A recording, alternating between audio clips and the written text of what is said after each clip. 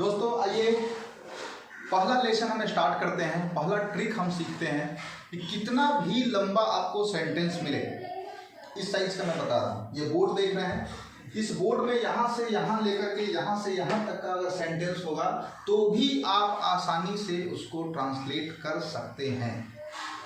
ठीक है, ये ट्रिक बड़े काम का चीज़ है, ध्यान से देखिएगा कैसे। इसको कहते हैं प्रीपोजिशनल ट्रिक। प्रीपोजिशनल ट्रिक जैसे बहुत ज़्यादा प्रीपोजिशन के चक्कर में नहीं पड़ना है, मैं सिर्फ ग्रामर का वर्ड यूज कर रहा हूँ। ग्रामर का कोई टर्म बहुत ज़्यादा आपको नहीं मिलेगा। हिंदी में अगर में, से, पर, का, के ऐसा कुछ अगर मिलता है तो वो प्रीपोजिशन होता है, इतना याद रखिएगा। ठीक है, में, से, का, पर, के लिए, के से जितना शब्द है सब प्रीपोजिशन होता है। के लिए, के सिवाय, के ऊपर, के नीचे, के बिना, जितना है के साथ सब प्रीपोजिशन है। ठीक है, आइए देखते हैं करना क्या होता है। जिसके शब्द के साथ में प्रीपोजिशन लग जाता है उसको उल्टा लिखते हैं, जिसके बाद में प्रीपोजिशन लग गया उसको उल्टा लिखते हैं। सिर्फ इतना याद रखना है। दूसरा चीज, जब कभी भी सेंटेंस में आएगा प्रीपोजिशन लगा हुआ वर्ड तो उसको सेंटेंस के लास्ट में फेंक देते हैं। सेंटेंस के लास्ट में फेंक देते हैं, ये पहला ट्रिक है। आइए, हमने लिखा बिहार में, तो हम जब हिंदी में लिखते हैं तो बिहार में लिखते हैं, लेकिन जब इंग्लिश में लिखते हैं तो यहाँ से ऐसे चलता है, पहले में लिखते हैं फिर बिहार लिखते हैं, इन बिहार। इसको ध्यान रखिएगा। देश में, इन द कंट्री, पेड़ पर, ऑन द ट्री, सीधा उल्टा लिखना है। पहले आपको लिखना है पर फिर पेड़। राम के लिए उल्टा लिखिए, के लिए का होता है फॉर, राम का Ram, for Ram.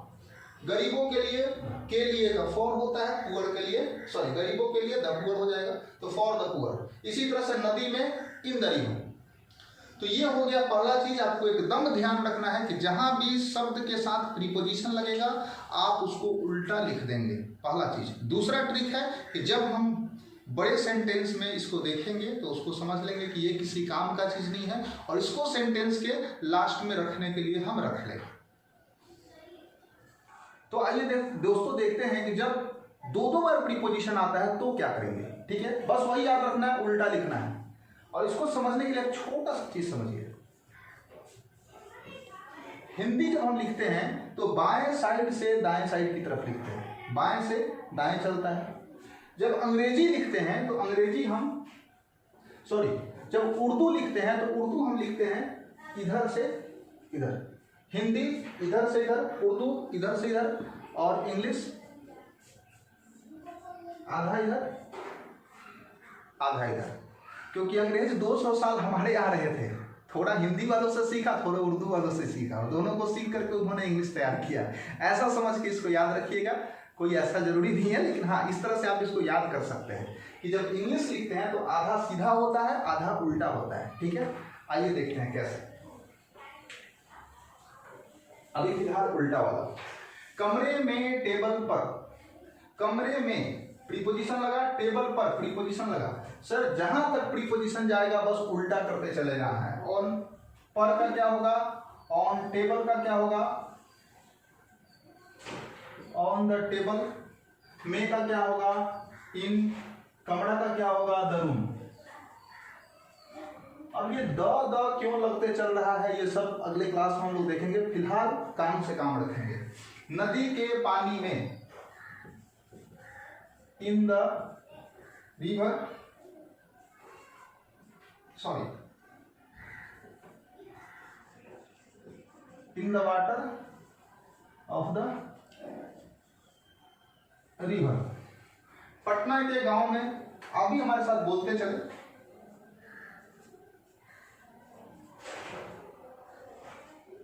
In the village of Patna. तो आप सिंपली देख रहे हैं कि जब भी प्रीपोजिशन आ रहा है हम उल्टा और उल्टा और उल्टा, बस ऐसे ही इसको बनाते चल जा रहे हैं। ये सिर्फ ध्यान रखिएगा, प्रीपोजिशन आया उल्टा चलना है, प्रॉब्लम सॉल्व। तो आइए दोस्तों, अभी आपने प्रीपोजिशनल ट्रिक सीखा है। मैं आपको इतना लंबा सा एक सेंटेंस देने वाला हूं और इसको बताऊंगा कि आप इसको कैसे ट्रांसलेट करेंगे। ठीक है, आपको करना है, मुझे नहीं।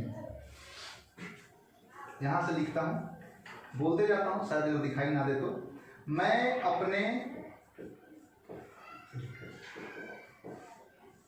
पिताजी के साथ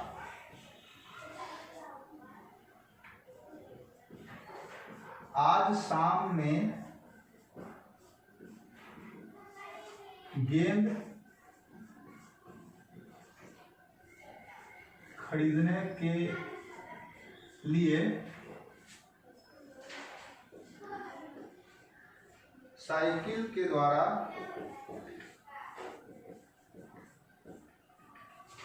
बाजार जाने वाला हूँ। वो मजाक मजाक में थोड़ा सेंटेंस लंबा हो गया है, बट लिख दिया तो देख भी लेंगे। तो दोस्तों घबराना नहीं है कभी भी। हमारा डर क्या होता है कि इतना बड़ा सेंटेंस है, बाप रे कहाँ से बनाएं, कहाँ से बनाएं। बस यही क्वेश्चन का जवाब अगर मिल गया तो आधा इंग्लिश सीख गया। तो मैंने आपको बताया था आधा सीधा आधा उल्टा। हिंदी सीधा लिखते हैं, उर्दू उल्टा लिखते हैं, और अंग्रेजी आधा सीधा लिखते हैं आधा उल्टा लिखते हैं। आइए देखते हैं। इसमें आपको ढूंढना है कि प्रीपोजिशन कहाँ कहाँ है। मैं अपने पिताजी के साथ, पहला प्रीपोजिशन मिला, किसके साथ लगा हुआ है?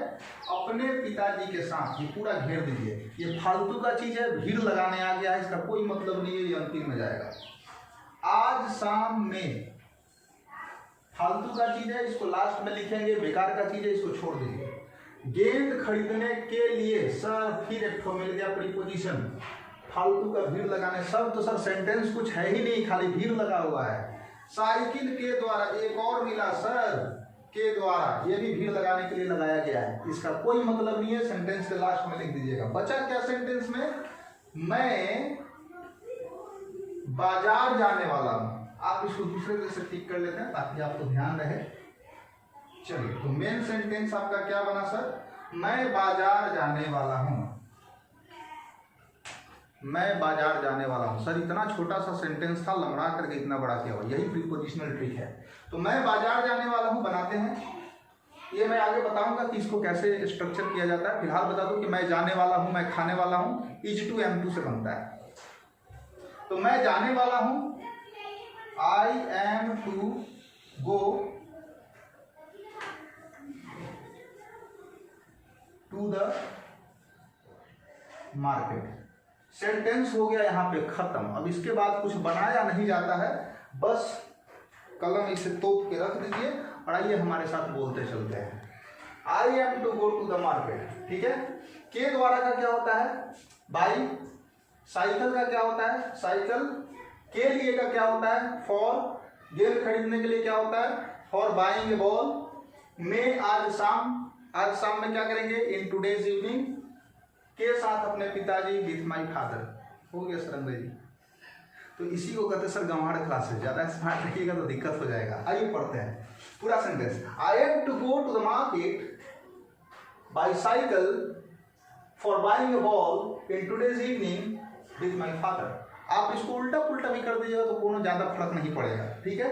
तो I have to go to the market, ये मेन सेंटेंस है, इसको मत हिलाइएगा और बाकी उसके बाद बोलिए in today's evening with my father bicycle for buying a ball। कोनो फर्क पड़ा? नहीं पड़ा। आप इसको ऐसे भी बोल दीजिए कि I am to go to the market with my father in today's evening for buying a ball bicycle। कोनो फर्क पड़ा? सर कोनो फर्क नहीं पड़ता है। प्रीपोजिशन वाले पार्ट को जहां मन करे, जैसे मन करे, अपने बुद्धि के हिसाब से फिलहाल इस्तेमाल करिए। टिपिकल ग्रामर के फेरा में मत पड़िएगा। आज के क्लास के लिए ये पहला सेशन यहाँ कंप्लीट होता है। आप मेरे चैनल को सब्सक्राइब करके रखिए ताकि ये गंवार शिक्षक आपको अच्छी अच्छी बातें बता सके। नमस्कार।